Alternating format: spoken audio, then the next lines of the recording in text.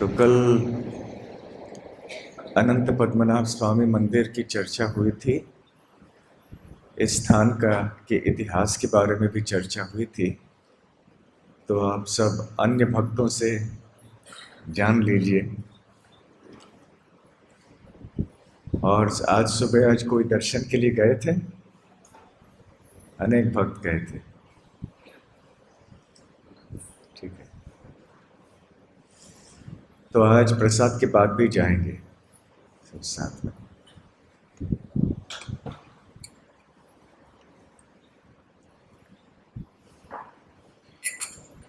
जय राधा माधव कुंज बिहारी,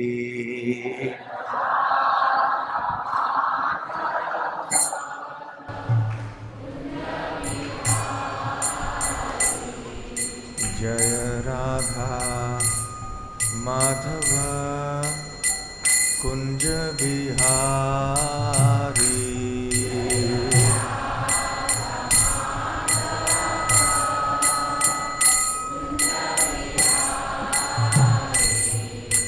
जय गोपीजन वल्लभ गिरिवरधारी,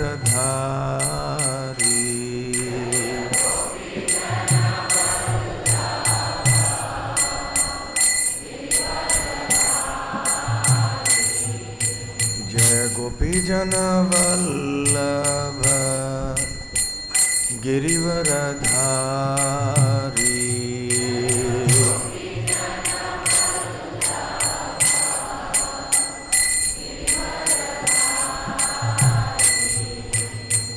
यशोदानंदन ब्रज जन रंजन,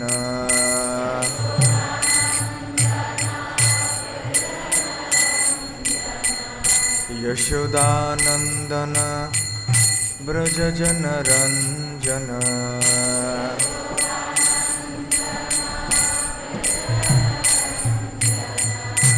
यमुना तीर वनचारी,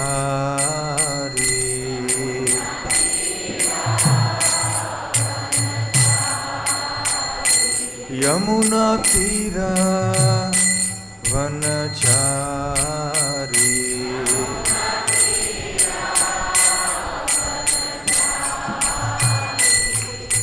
जय राधा माधव कुंज बिहारी,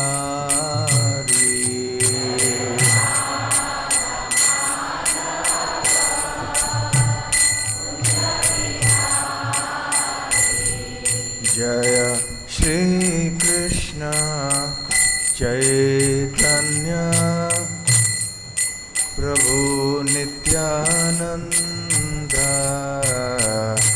श्री अद्वैत गदाधर श्रीवासादि गौर भक्तवृंद,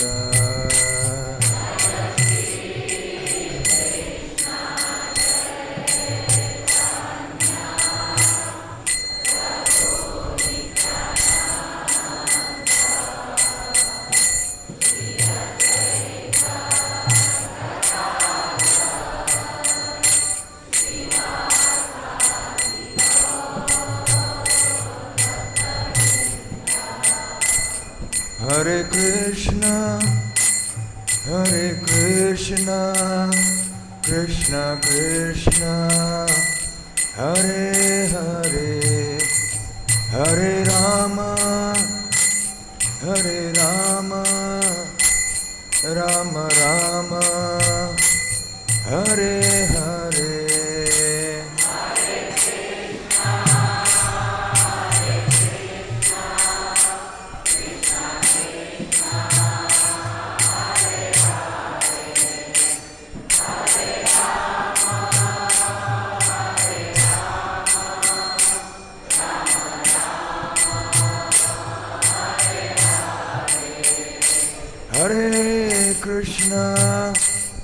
हरे कृष्णा कृष्णा कृष्णा हरे हरे, हरे Ram Hare Rama, Rama Rama, Hare Hare.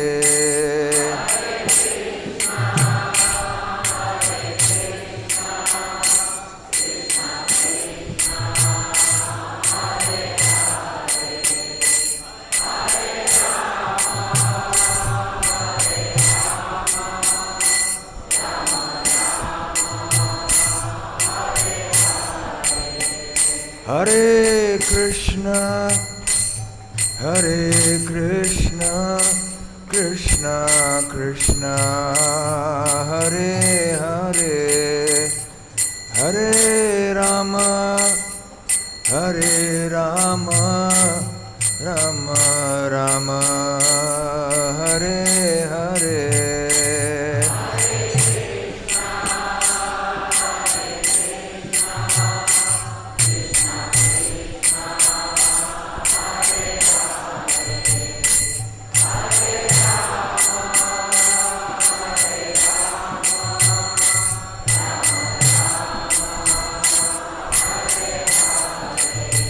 Hare Krishna, Hare Krishna, Krishna Krishna, Hare Hare, Hare Rama, Hare Rama, Rama Rama, Hare Hare.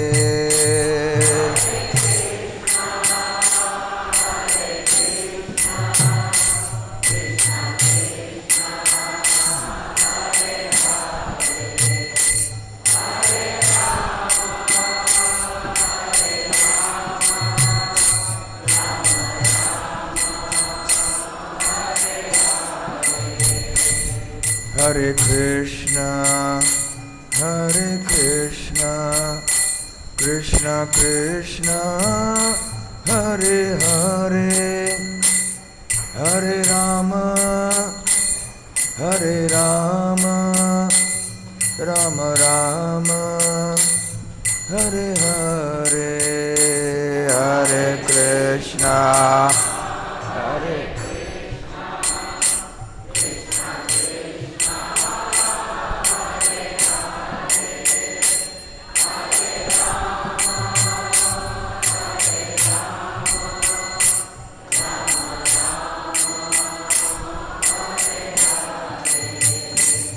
Hare Krishna, Hare Krishna, Krishna Krishna, Hare Hare, Hare Rama, Hare Rama, Rama Rama, Hare Hare, Hare Krishna, Hare Krishna.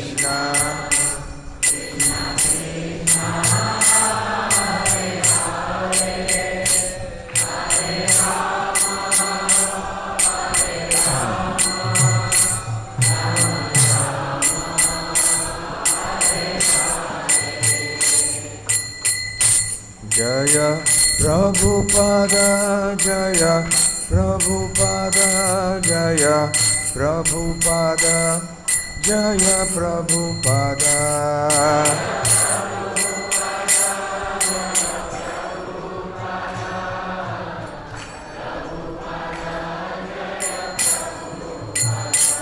Nitai Gaura Hari Bol, Hari Bol, Hari Bol, Nitai Gaura Hari Bol.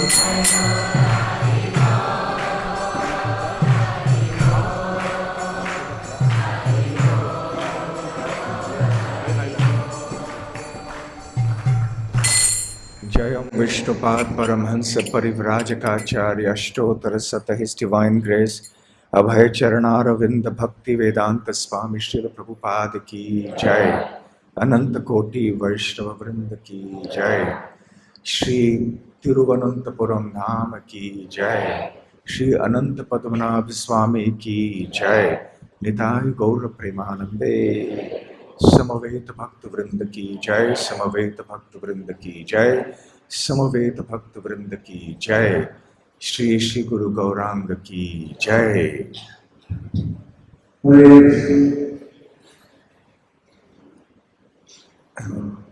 हरे कृष्णा। जो हिंदी की समस्या है और अंग्रेजी समस्या है तो उसके लिए यहाँ पे इंग्लिश में अनुवाद करने का हम यहाँ पे एक सुविधा बनाई है। These are also meant for those who don't understand Hindi, but they prefer to hear the class in English. So we have made arrangement for translation of this class into English. Keshav Kishore Guru is there. Can you stand up? Keshav Kishore Guru. Yeah, he's there in the corner, last floor, towards my left side in the corner. So those devotees don't understand Hindi, but prefer English. So they can go and meet Keshav Kishore Guru in the left corner, left side of my hand. So there, Keshav Kishore Guru will translate this class live into English.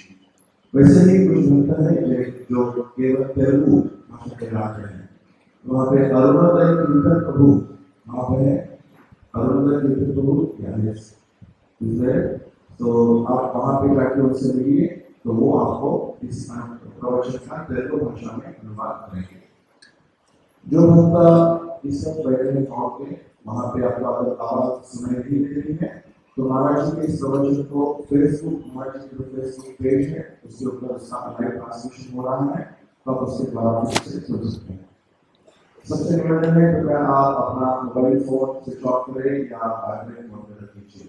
अब जरा check कीजिए कि vibrate mode में है क्या नहीं। हरे Krishna.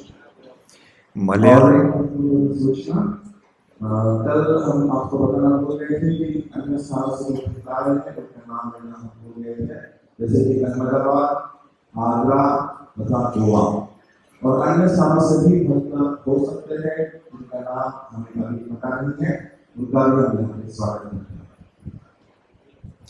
Malayalam translation required? No, Malayalam. Any local devotees here? From Trivandrum, any local devotees are here? They'll understand Hindi? Okay.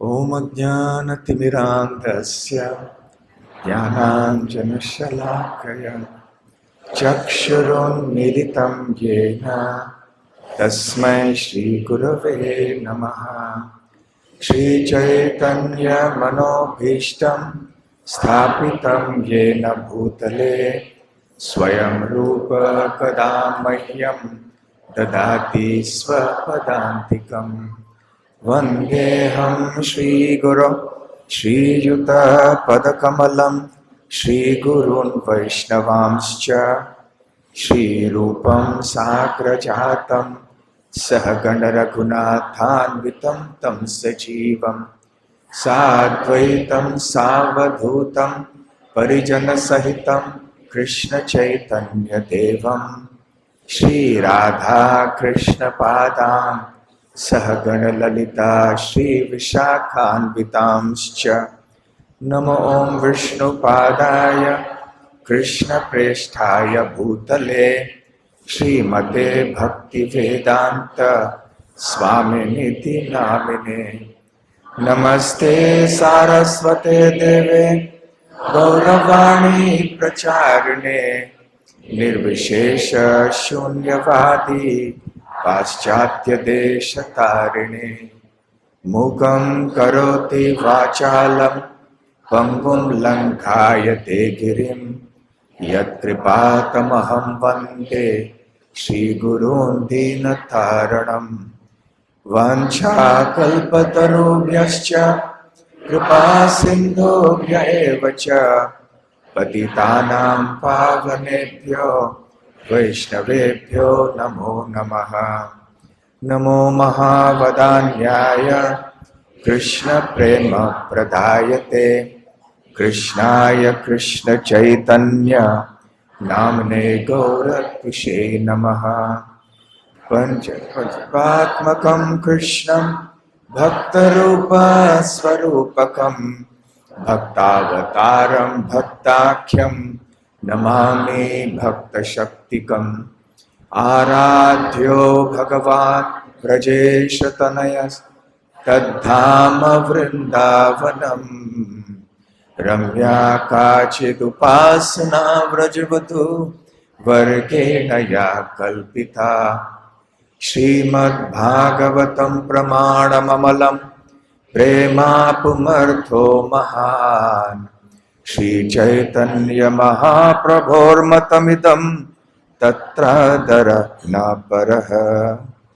हे कृष्ण करुणा सिंधो दीनबंधो जगत्पते गोपेश गोपिका कांत राधा कांत नमोस्तुते तप्त कांचन गौरांगी हे वृंदावनेश्वरी वृषभानुसुते देवी प्रणमामि हरिप्रिये। जय श्री कृष्ण चैतन्य प्रभु नित्यानंद श्री अद्वैत गदाधर शिवासादि गौर भक्त वृंद। हरे कृष्णा कृष्णा कृष्णा हरे हरे हरे राम राम राम हरे हरे। हरे कृष्णा। कल शाम को हम श्री अनंत पद्मनाभ स्वामी मंदिर और तिरुवनंतपुरम धाम की चर्चा कर रहे थे। जैसे कि अक्सर होता है, सदैव होता है, जहाँ भगवान विराजमान रहते हैं, जहाँ भगवान की लीलाएं होती हैं, वहाँ पे अवश्य भगवान के भक्त भी होते हैं। अच्छा, ऐसा लग रहा है पीछे कई भक्त हैं जो अंदर नहीं आ पा रहे हैं, ऐसा है क्या? यदि कोई स्थान नहीं मिल रहा है तो थोड़े भक्त यहाँ भी आ सकते हैं ताकि पीछे जगह हो जाए। कोई भक्त हैं क्या जो अंदर नहीं आ पा रहे हैं? यहाँ से कोई रास्ता है तो यहाँ से अंदर आके यहाँ कोई बैठ सकते हैं, पीछे से ऐसे आके कोई भक्त कोई जिम्मेदारी लेके उनको बुलाए। यहाँ पे सब जो पीछे खड़े हैं, बाहर भी खड़े हैं थोड़े।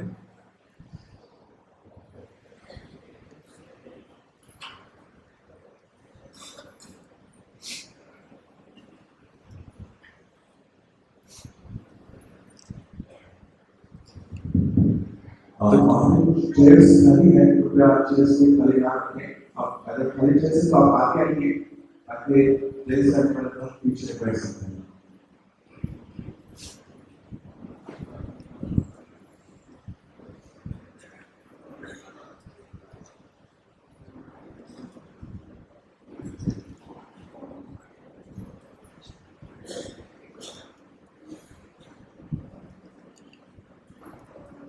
प्रवचन के बाद और प्रसाद के पहले श्रील प्रभुपाद जी की गुरु पूजा भी हम करेंगे, ठीक है?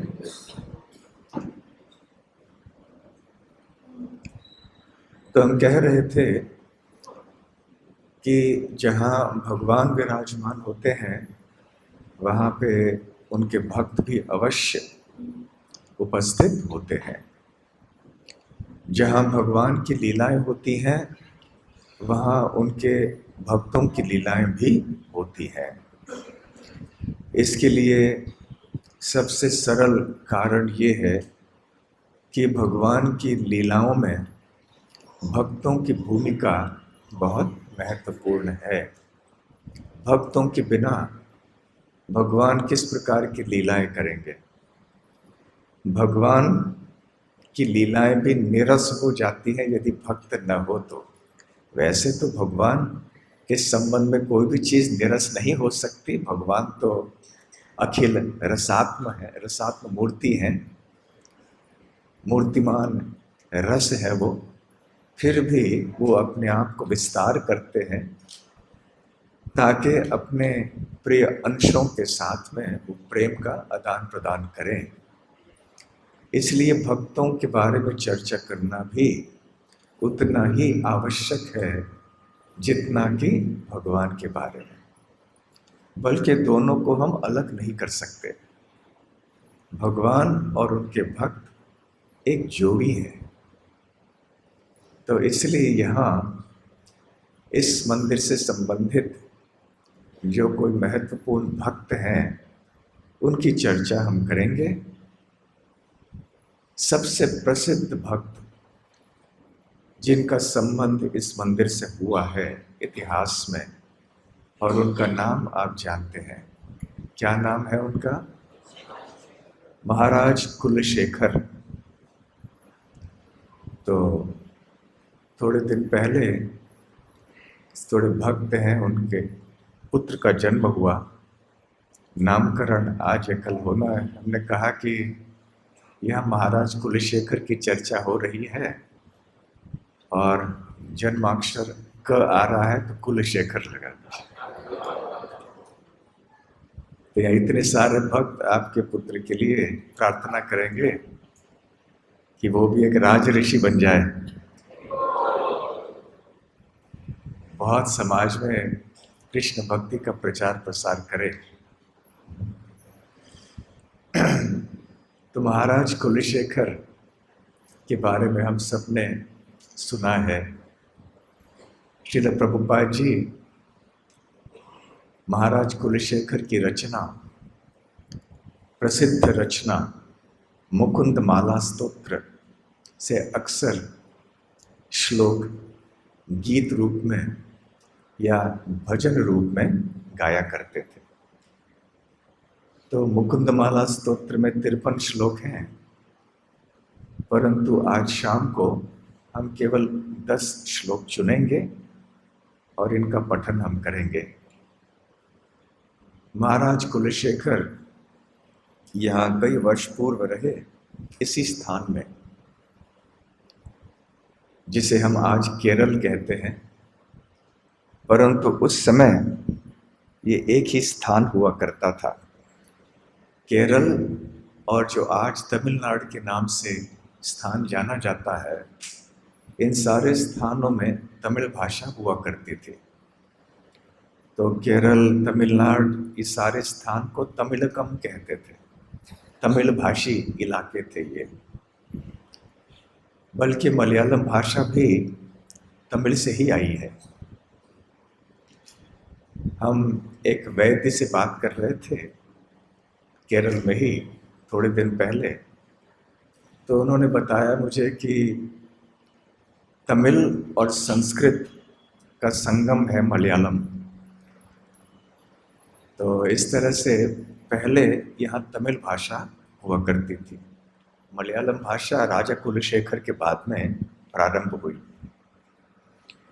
तो ऐसे बताया जाता है, इतिहासकार कहते हैं कि लगभग 9वीं शताब्दी में राजा कुलशेखर यहाँ पर रहे, इसी स्थान में। बल्कि यहाँ के वो राजा थे। उन्होंने मुकुंदमाला स्तोत्र की रचना संस्कृत में अवश्य की, परंतु अन्य संस्कृत रचनाएं भी उन्होंने की हैं। एक नाटिका है, जैसे तपति संवरणम, एक नाट्य लीला है। यहाँ केरल में कुटियाट्टम नाट्य लीला होती है, जैसे भरतनाट्यम है और ये सब नृत्य हैं।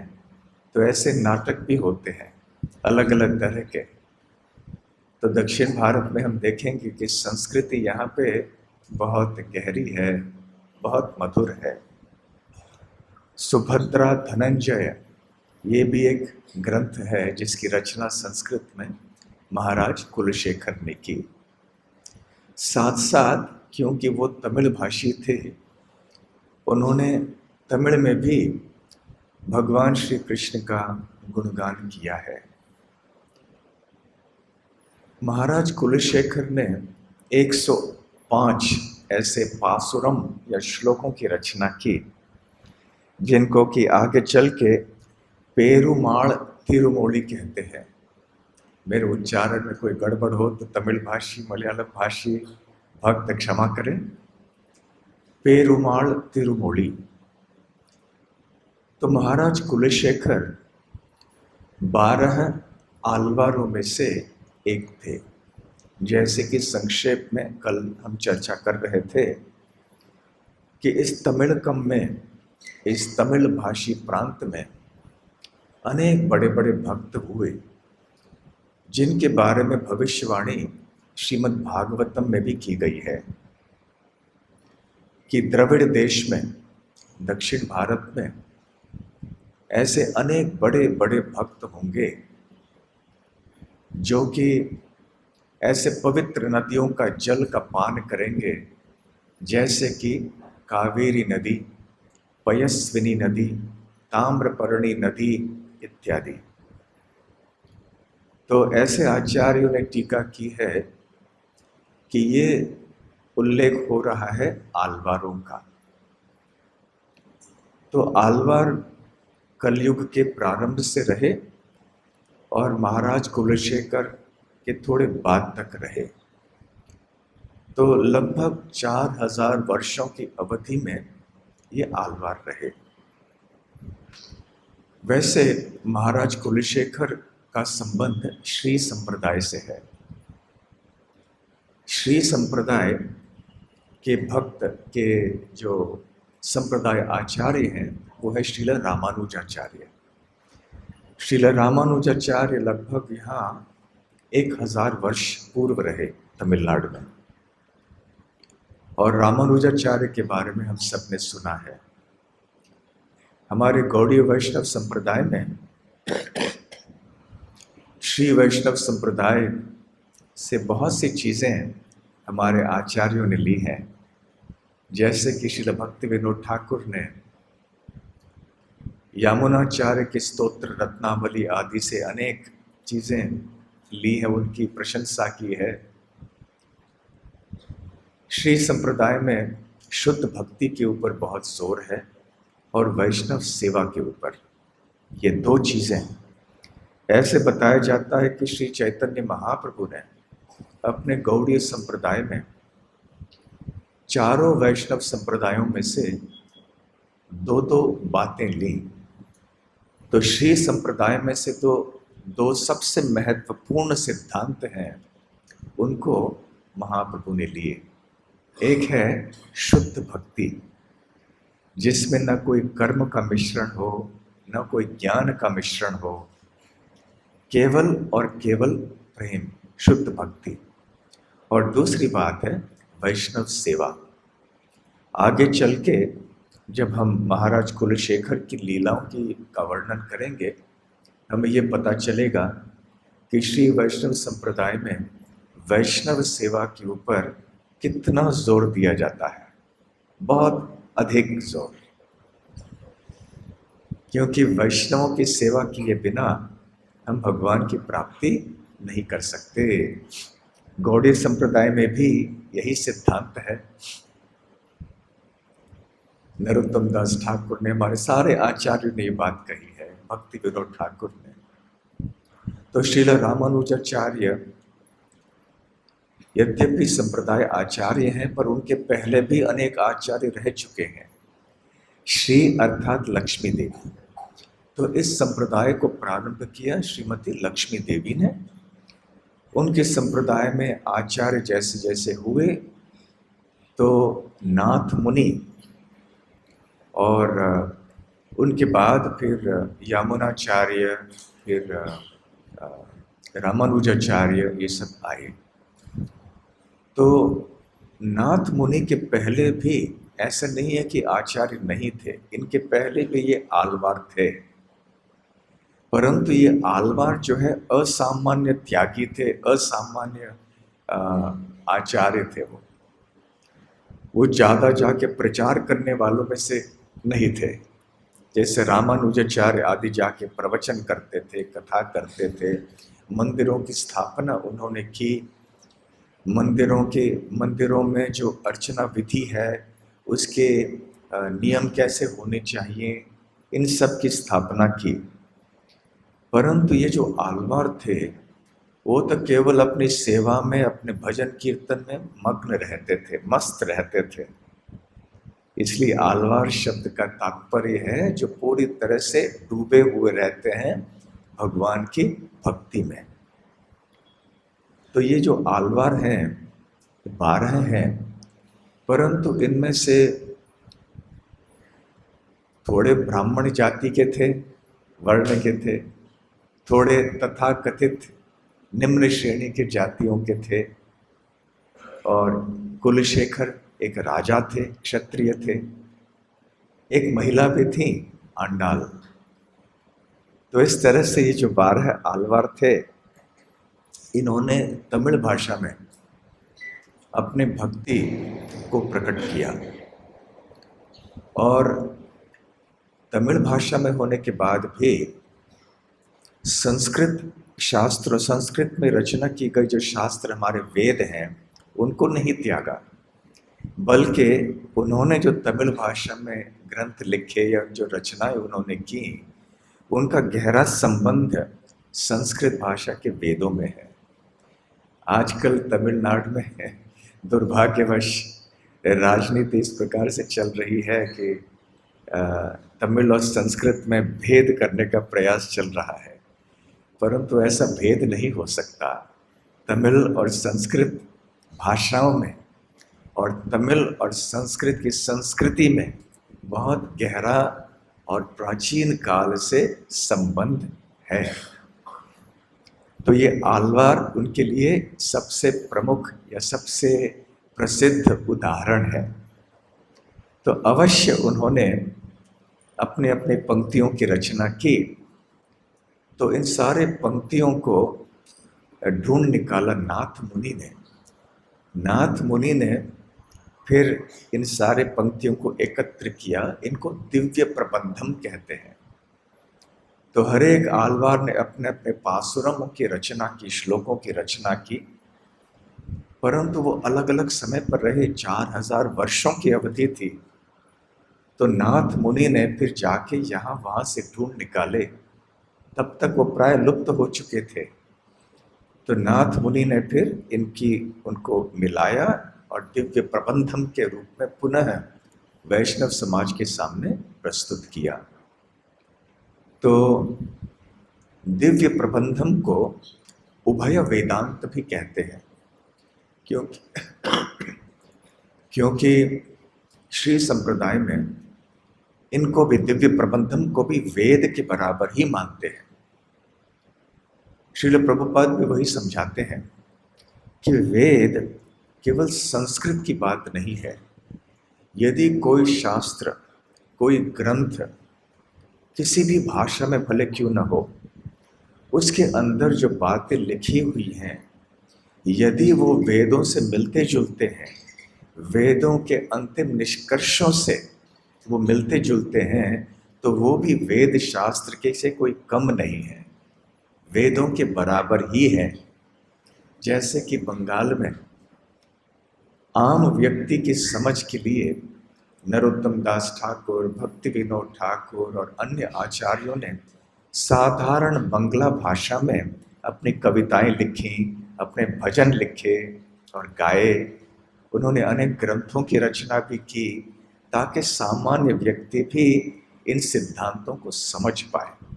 तो श्रील प्रभुपाद जी कहते हैं कि इन बंगला भाषी ग्रंथों को भी वेदों से कम नहीं समझना चाहिए हमें, क्योंकि उनमें वही सिद्धांत हैं, वही निष्कर्ष हैं जो कि मूलतः श्रीमद् भागवतम जैसे वैदिक ग्रंथों में है।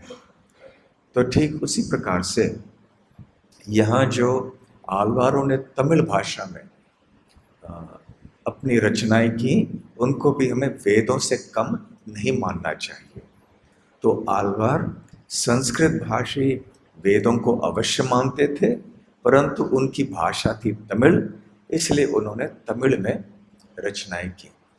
तो ये दोनों उभय वेदांत कहते हैं। उभय अर्थात दोनों संस्कृत वेदों को भी मानते थे और तमिल भाषा में जितने ये ग्रंथ हैं उनको भी मानते थे। तो खैर ऐसे उभय वेदांत या दिव्य प्रबंधम इनकी रचना हुई और महाराज कुलशेखर ऐसे संप्रदाय में आए। कुलशेखर महाराज, जैसे मैंने कल कहा, लगभग 9वीं शताब्दी में थे। लगभग सन 800 से 820 या 825 इस दौरान उनका राज्य यहाँ पर इसी स्थान में हुआ। यही उनकी राजधानी थी। और लगभग उनके 300 वर्ष बाद में श्री रामानुजाचार्य आए। तो महाराज कुलशेखर चेर राजवंश से थे। अब इसके पहले कि हम महाराज कुलशेखर के व्यक्तिगत जीवन की चर्चा करें और इनकी लीलाओं का वर्णन करें, ये उचित रहेगा कि संक्षेप में हम कुछ तमिलकम भूमि के इतिहास के बारे में कुछ जानें। ये एक आवश्यक पृष्ठभूमि या बैकग्राउंड होगा हमारे लिए, जिससे हम समझ पाएंगे कि महाराज कुलशेखर यहाँ रहते थे, किस वातावरण में रहते थे। द्रविड़ देश अर्थात दक्षिण भारत में कई प्रसिद्ध और महत्वपूर्ण राजवंश हुए, रॉयल डायनेस्टीज। इनमें से 3 प्रमुख थे। एक हैं पांड्य, दूसरे हैं चोल और तीसरे चेर। और भी हैं जैसे कि पल्लव वंश है, आर्य वंश है इत्यादि। वैसे जब हम हमारे पाठशालों में इतिहास आदि पढ़ते हैं तो अधिक इन राजवंशों के बारे में हम ज़्यादा नहीं पढ़ते हैं। भक्तों को जानकारी नहीं होती है इन वंशों के बारे में। तो आपको पता होगा कि दक्षिण पूर्व एशिया में जैसे अनेक देश हैं, थाईलैंड, इंडोनेशिया, मलेशिया और लाओस, कंबोडिया, फिलीपींस तक, जो बहुत पूर्व है, पूर्व दिशा में है, यहाँ पर वैदिक सभ्यता स्थापित की गई थी लगभग 1000 या 1500 साल पहले। संपूर्ण विश्व का सबसे बड़ा विष्णु मंदिर कहाँ है आप जानते हैं? Angkor Wat. हालांकि अब वो वहाँ पे कोई भगवान विष्णु का विग्रह नहीं है, वो मंदिर खाली है अभी। लगभग 500 एकड़ के परिसर में है, 500 एकड़ के परिसर में है। और ये भी लगभग 1000 वर्ष पूर्व, 1000 या 12,000 13,000 वर्ष पूर्व इसकी मंदिर की स्थापना की गई थी कंबोडिया देश में। इसको अंकोर वाट कहते हैं वहाँ की भाषा में, विष्णु का धाम, तो विष्णु लोक। तो ये अंकोर वाट इतना बड़ा मंदिर, इसकी स्थापना 1200-1300 वर्ष पहले सूर्यवर्मन राजा ने की थी, जो कि पल्लव वंश से थे। तो दूसरे शब्दों में यहाँ के जो राजा थे बहुत धार्मिक राजा थे। हाँ, थोड़े ऐसे, हरे कृष्णा,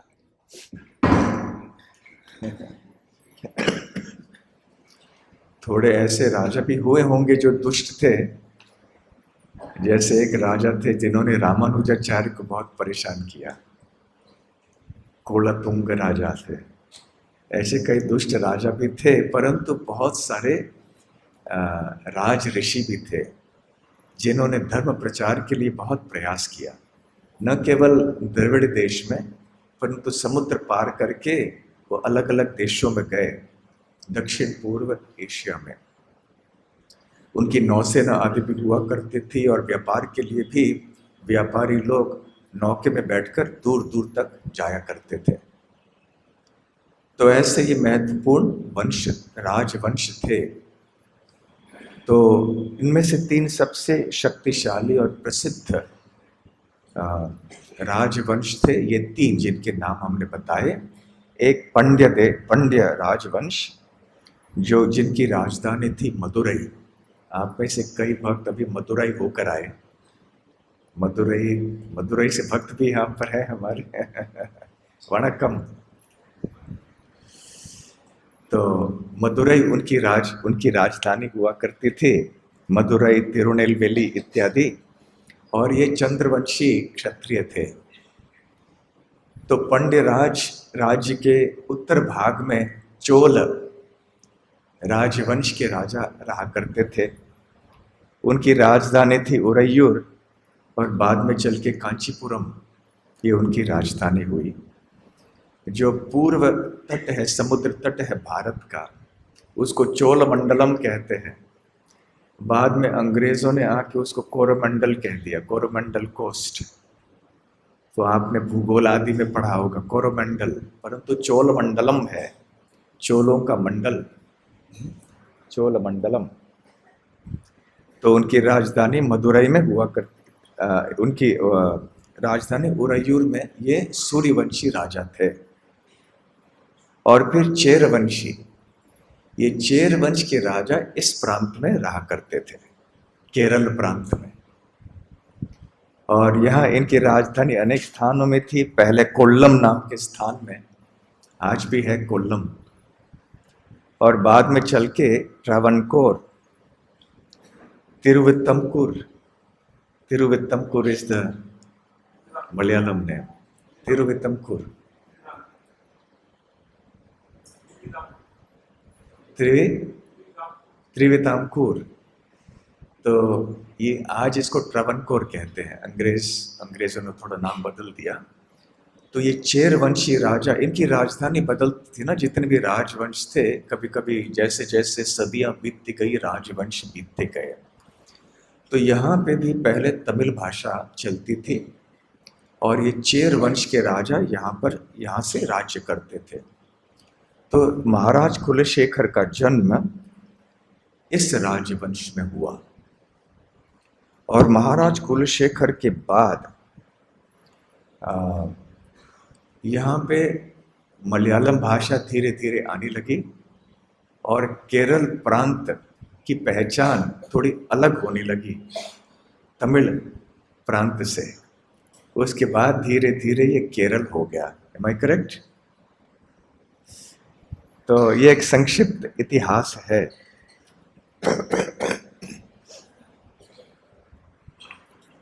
तो अभी राजा कुलशेखर इसी स्थान में रहे, और उनके पिता यहाँ के राजा थे। उनका नाम था राजा दृढ़व्रत। देखिए सारे नाम भी संस्कृत के। तमिलनाडु में भी जितने नाम है अनेक संस्कृत भाषी नाम ही होते हैं। तो इनका नाम था कुलशेखर, महाराज के पिता का नाम था राजा दृढ़व्रत। तो महाराज दृढ़व्रत के जीवन में एक दुख की बात थी कि उनका कोई संतान नहीं था।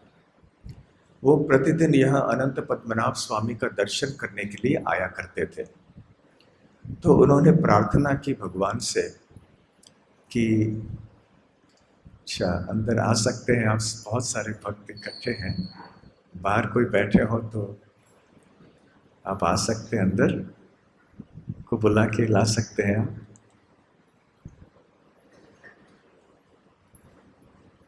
भक्त आ सकते हैं, वो बाहर बेचारे धूप में बैठे हैं, यहाँ अंदर आ सकते हैं, यहाँ बैठ सकते हैं स्टेज के ऊपर।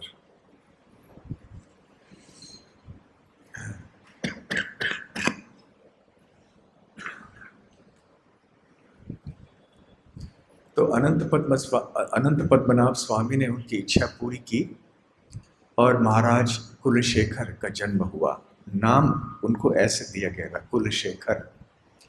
ऐसे बताया जाता है कि राजा कुलशेखर ये कौस्तुभ मणि के अवतार हैं। कौस्तुभ मणि जानते हैं, भगवान पहनते हैं इस मणि को अपने वक्षस्थल पर। तो राजा कुलशेखर, बल्कि अनेक जो आलवार हैं वो भगवान श्री कृष्ण के कोई न कोई आयुध आदि हैं। तो जैसे कि राजवंश के राजकुमारों के साथ होता था, उनको प्रशिक्षण कम आयु से ही दी जाती थी। जो सैन्य कलाओं में, कौशल्य में, तो कैसे तलवार आदि से युद्ध करना, घोड़े पे सवार होकर कैसे चलना इत्यादि। सो इन सारी चीज़ों में राजा कुलशेखर बहुत ही प्रवीण हो गए। तीर चलाना, हाथी को चलाना, घोड़े को चलाना इत्यादि। और थोड़े समय में ही वो बहुत ही शक्तिशाली और शूरवीर योद्धा हो गए।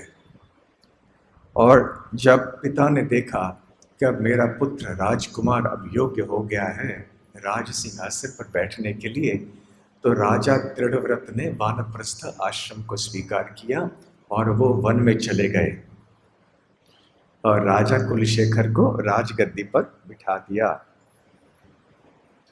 तो राजा कुलशेखर जो है, उनके राज्य में सारी प्रजा बहुत सुखी थी। इतिहासकारों ने वर्णन किया है कि ये प्राय राम राज्य के समान हुआ करता था। सारी प्रजा सुखी थी, न्याय आदि सब ठीक ठाक चलता था, यहाँ समृद्ध थे सभी लोग। तो ऐसे समय बीतता गया। प्रतिदिन जैसे कि राजाओं के समाज में प्रथा थी, यहाँ पे महाराज कुलशेखर अनंत पद्मनाभ स्वामी का दर्शन करने के लिए जाया करते थे और वहाँ जाके प्रणाम करके अपने राज्य के प्रशासन के संबंध में कुछ न कुछ बताते थे कि कल क्या हुआ, आज क्या हुआ, रिपोर्ट दिया करते थे। तो अक्सर हम कहते हैं कि हमारे संस्था में भी ऐसे होना आवश्यक है, करना चाहिए। हर एक मंदिर में जो मंदिर को संभालने वाले भक्त हैं, मंदिर के प्रशासन के संबंध में जितने भी भक्त हैं, तो उन्हें भगवान के विग्रह के सामने जाके, अपने अपने मंदिर में जो विग्रह हैं उनके सामने जाके कम से कम हफ्ते में एक बार, तो प्रतिदिन न भी हो तो कम से कम हफ्ते में एक बार जाके भगवान के सामने रिपोर्ट देना चाहिए कि आपकी प्रसन्नता के लिए हम आपके मंदिर में ऐसे ऐसे सब कार्य हुआ है, ये आपका मंदिर है, आपका स्थान है। तो जैसे कितने पैसे आए, दान कितना मिला मंदिर को, और दान जो मिला उसका खर्च कैसे हुआ, आपके लिए, आपकी सेवा के लिए हमने ऐसे प्रसाद का वितरण किया, इतने लोग यहाँ आए थे, आपकी प्रसन्नता के लिए इस प्रकार के उत्सव मनाए गए, इस तरह के कार्यक्रम यहाँ पर हुए थे, इत्यादि इत्यादि। तो हर एक मंदिर में ऐसे होना चाहिए। तो न केवल बेलगाम मंदिर में, याद रखना जो भी भक्त बैठे हैं मंदिर के लिए, Trivandrum, it's a good idea, weekly report to the deities in all temples. जहाँ भी मंदिर हैं, भगवान के सामने जाकर बात करनी चाहिए।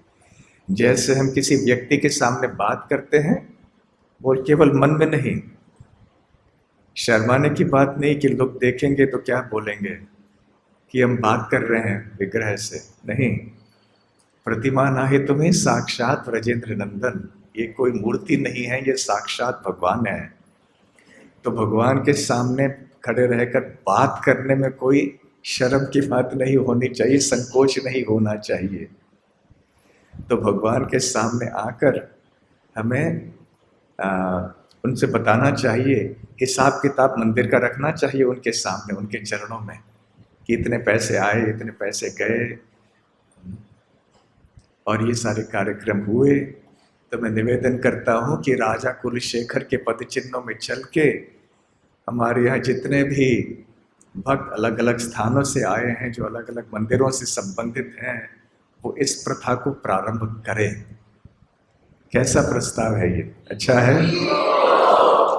तो कृपया आप अपने अपने मंदिरों में इस प्रथा को प्रारंभ कीजिए। बल्कि घर में भी ऐसे कीजिए आप, केवल मंदिरों की बात नहीं है। आप हर एक भक्त के घर में मंदिर है, छोटा मंदिर हो, बड़ा मंदिर हो, तो आपके मंदिर, घर के मंदिर में भी भगवान के सामने जाके आप आपके परिवार का हिसाब किताब रखिए। तो ऐसे आमदनी इतनी हो गई, खर्चे इतने हुए, आपकी सेवा के लिए क्षमा चाहते हैं, बहुत कम खर्चा हुआ, थोड़ा खर्चा सिनेमा के लिए भी हो गया, आप क्षमा कर दीजिए। तो जो भी है, वैसे भी भगवान को पता है कि आपने पैसे कहाँ खर्च किए हैं, तो बोल ही दीजिए ना फिर। तो भगवान को बोल दीजिए कि ऐसे ऐसे पैसे हमने खर्च किए हैं। तो न केवल मंदिर में परंतु घर में भी हर एक भक्त को चाहिए कि वो कम से कम एक हफ्ते में एक बार, यदि प्रतिदिन हो सके तो बहुत अच्छा है। प्रभुपाद जी ने देखिए ये प्रथा आरंभ की कि मंगल आरती के तुरंत बाद दर्शन बंद होने के पहले ये घोषणा की जाती है भगवान की प्रसन्नता के लिए कि कल मंदिर से इतने पुस्तकों का वितरण हुआ, फिर इतने धनराशि एकत्र हुई, दान वगैरह इतने आए इत्यादि। तो ये और भी आगे हमें बढ़ाना चाहिए। परंतु जब भगवान के सामने जाएंगे आप, पर्दे बंद हो सकते हैं, ऑल्टर में जाके, गर्भगृह के अंदर जाके एक कागज पे सब रिपोर्ट लेके भगवान को देना चाहिए। तो राजा कुलशेखर ऐसे प्रतिदिन किया करते थे और ये जो प्रथा है आज तक चलती है। Am I correct? The king comes, who comes to give the report? Who comes to give the report? King?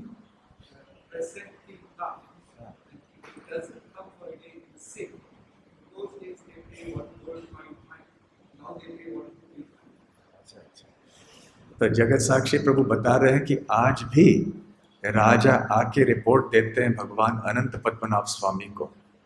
और पहले ऐसे प्रथा थी कि रजी किसी दिन राजा नहीं आ सके तो उनको दंड मिलता था, उनको एक सोने का मोहर जो है वो दंड देना पड़ता था, दान। आज भी राजा आते हैं, हालांकि ये राजतंत्र नहीं है, फिर भी वो आते हैं और एक दिन चूक गया तो उनको दान देना पड़ता है, 1 रुपये, 1 रुपये उनको दंड देना पड़ता है कि कल हम नहीं आ पाए। तो ये देखिए सभ्यता, ये संस्कृति कितनी अच्छी है, भगवान के ऊपर केंद्रित हर चीज। देखिए जीवन में भौतिक और आध्यात्मिक हम लोग भेद करते हैं, परंतु भक्त के लिए ऐसा भेद नहीं होना चाहिए, क्योंकि हमारे भौतिक जीवन का परिणाम भी आध्यात्मिक जीवन पर होता है और आध्यात्मिक जीवन का असर हमारे भौतिक जीवन पर भी होता है। क्योंकि भक्त तो केवल भगवान के लिए जीता है, भगवत प्राप्ति के लिए ही वो जीता है। उसके जीवन का लक्ष्य होता है कि कैसे भगवत प्रेम में प्राप्त करूं। तो इसलिए उसकी जीवन की व्यवस्था उसने ऐसे की हुई होती है कि हर चीज ऐसे वो करे जिससे कि उसके भक्ति के ऊपर प्रभाव अनुकूल हो, सकारात्मक हो, पॉजिटिव हो। तो इसलिए यहाँ पे अनेक स्थानों में जो मंदिर के नगर हैं, चाहे आप जयपुर में जाएं तो वहाँ आप देखेंगे कितने सारे लोग, सैकड़ों लोग अपने अपने स्थानों में, दुकानों में, नौकरियों में जाने के पहले गोविंद देव का दर्शन करते हैं, फिर अपने अपने कामों में चले जाते हैं। उसी तरह से यहाँ पर भी आप उडुपी में जाइए, जितने प्राचीन स्थान है जाइए, तो हमारे मंदिरों में भी ऐसे होना चाहिए। जहाँ संभव हो जाके पहले दर्शन कर लीजिए, फिर अपने अपने काम में निकल जाइए। तो खैर ऐसे चलता रहा। उधर उनके राज्य में चेर राज्य जो है वो बहुत फैला इधर उधर, और यहाँ तक कि पांड्य और चोल राज्य के ऊपर भी उन्होंने विजय प्राप्त कर लिया। ये जो पांड्य राज है, चोल राज और चेर, इन तीनों के बीच में कभी कभी युद्ध भी हुआ करते थे। कभी एक राज्य का विजय होता था, कभी दूसरे। तो महाराज कुलशेखर के समय इन्होंने चेर वंश को फैलाया और चोल और पांड्य वंश के जो इलाके थे उनके ऊपर भी कब्जा कर लिया। तो समय में उनका विवाह भी हुआ और एक पुत्र उनका हुआ जिनका नाम भी उन्होंने दृढ़व्रत रखा। अपने पिताजी के पीछे उस बच्चे का नाम भी दृढ़व्रत रखा और उनकी एक पुत्री भी हुई। और ये एक बहुत ही आश्चर्यजनक बात है कि आगे चल के इसकी चर्चा हम आज शाम को करेंगे कि जब महाराज कुलशेखर ने वानप्रस्थ लिया तो वो अपने पुत्री को साथ में ले गए। पुत्री बहुत बड़ी भक्त थी भगवान श्री रंगनाथ की, और वो चले गए श्रीरंगम और उनकी पुत्री का विवाह कर दिया। किन से करा दिया? भगवान रंगनाथ से करा दिया। और उनकी पुत्री वहीं पर रही, जीवन भर भगवान रंगनाथ की पत्नी के रूप में रही, भगवान रंगनाथ की सेवा करती रही। तो खैर महाराज कुलशेखर के 2 पुत्र हुए और ऐसे बताया जाता है कि तमिलकम या केरल वंश के इतिहास में महाराज कुलशेखर का राजगद्दी पर बैठना एक आमूल परिवर्तन काल है। जैसे अंग्रेजी में कहते हैं वाटरशेड मोमेंट, अर्थात जो इतिहास को बदलने वाला समय। क्योंकि महाराज कुलशेखर के बाद यहाँ पर वैष्णव धर्म का प्रचार प्रसार बहुत बढ़ गया और बहुत तीव्रता से यहाँ स्थापित हुआ। यद्यपि वैष्णव धर्म पहले से प्रचलित यहाँ पे था, परंतु बीच में अनेक सदियों के लिए बौद्ध धर्म यहाँ फैल गया। तो बौद्ध धर्म फैलने के कारण वैष्णव धर्म दब गया और सनातन धर्म भी दब गया थोड़ा।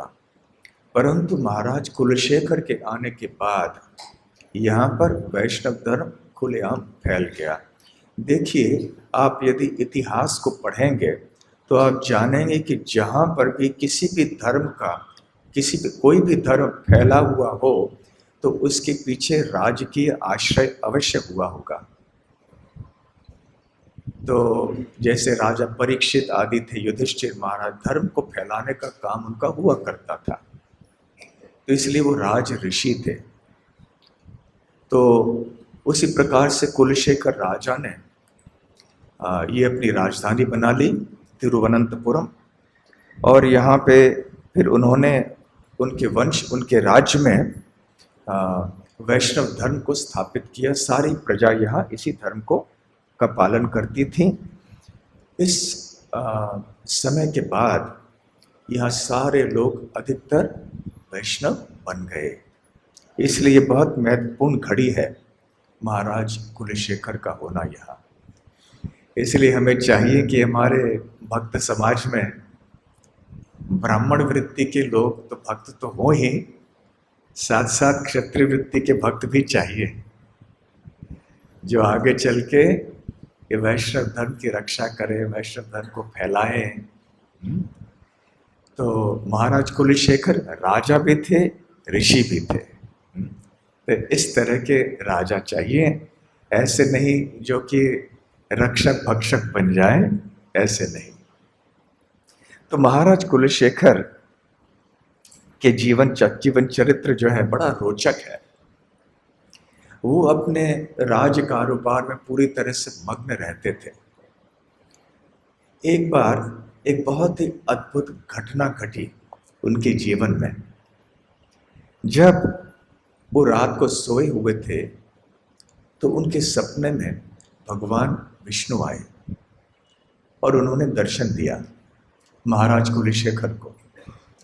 तो महाराज कुलशेखर इतने प्रभावित हुए उस दर्शन से, स्वाभाविक है होंगे ही, भगवान का दर्शन करके, कि वो सुबह को जाग नहीं पाए, वो ध्यान में ही रहे। और काफ़ी समय तक जब उनके कमरे का दरवाज़ा खुला नहीं तो उनके जो सेवक थे, मंत्री आदि थे, वो चिंतित हो गए कि अरे राजा को क्या हुआ, कहीं वो बीमार तो नहीं पड़ गए, कोई दुर्घटना तो नहीं हुई। तो अंततः चिंता के कारण उन्होंने राजा के कमरे के दरवाजे जो है वो खोल दिए, अंदर गए। जब अंदर गए तो देखा कि राजा ध्यान में बैठे हैं और उनके चेहरे को देखकर मंत्रियों को और सेवकों को पता चला कि कोई बहुत ही अद्भुत घटना हुई है। महाराज कुलशेखर के मुखारविंद के ऊपर एक प्रकार का विशेष तेज था, ऐसे एक चमक था, ऐसी रोशनी आ रही थी कि मंत्रियों को पता चल गया कि कोई बहुत ही तीव्र आध्यात्मिक अनुभव हुआ होगा राजा को।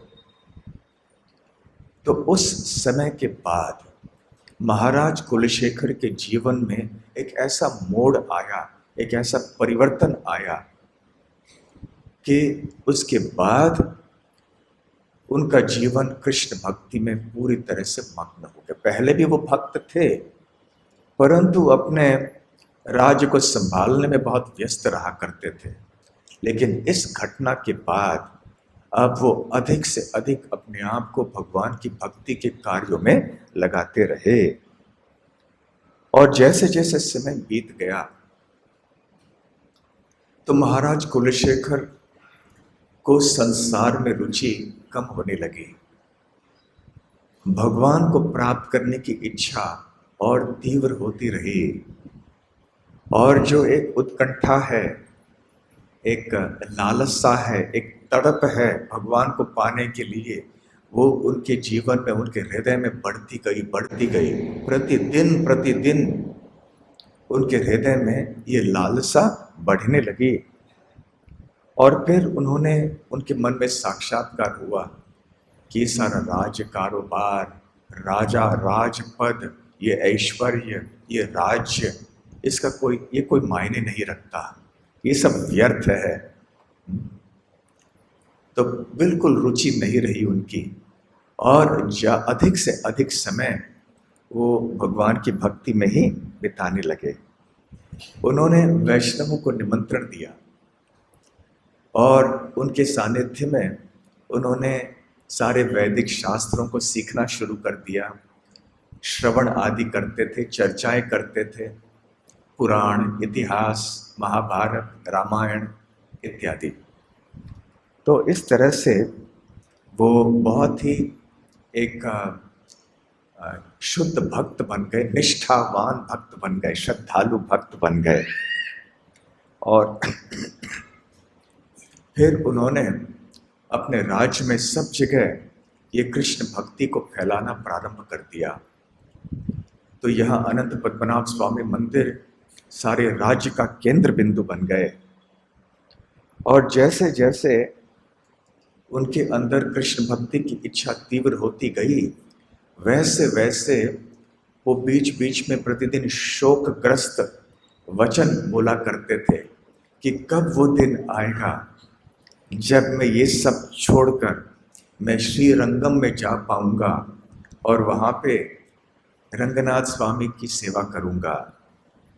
फिर कभी कहते कि कब वो दिन आएगा जब मैं ये सब छोड़कर, संसार को छोड़कर तिरुमला में जाकर भगवान श्री वेंकटेश्वर की सेवा कर पाऊंगा।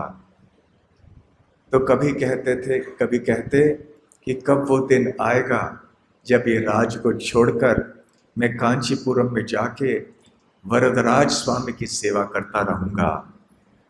और जितने भी दिव्य देशम थे उनके बारे में वो स्मरण करते थे। बस उनके मन में यही इच्छा थी कि कब वो दिन आएगा। तो ये जो एक समुत्कंठा है, रूप गोस्वामी इसको समुत्कंठा कहते हैं, भाव भक्ति का लक्षण है। जब किसी भक्त के अंदर इतनी तीव्र इच्छा होती है भगवान की किसी विशेष सेवा को पाने के लिए या करने के लिए, तो ये आतुरता, ये एक लालसा एक शुद्ध भक्त का एक महत्वपूर्ण लक्षण होता है। तो ऐसे ही उत्कंठा महाराज कुलशेखर में दिखाई पड़ रही थी। और जब वैष्णवगण सुनने लगे कि ये राजा वैष्णव बने हैं, बहुत इतने निष्ठावान श्रद्धावान वैष्णव हैं, तो सारे भक्त वहाँ पर आने लगे। और जैसे वो वहाँ पर आते तो महाराज कुलशेखर उनको निमंत्रण देते और उनसे फिर बहुत कुछ सुनते। और इसी अवस्था में, ऐसी चेतना की अवस्था में, जब वो पूरी तरह से भगवान कृष्ण की भक्ति में संलग्न थे, उन्होंने मुकुंद माला स्तोत्र की रचना की। और उन्होंने, ऐसे बताया जाता है कि उनके जो दिव्य साक्षात्कार थे उनको व्यक्त किया, और हर एक श्लोक एक फूल के समान था।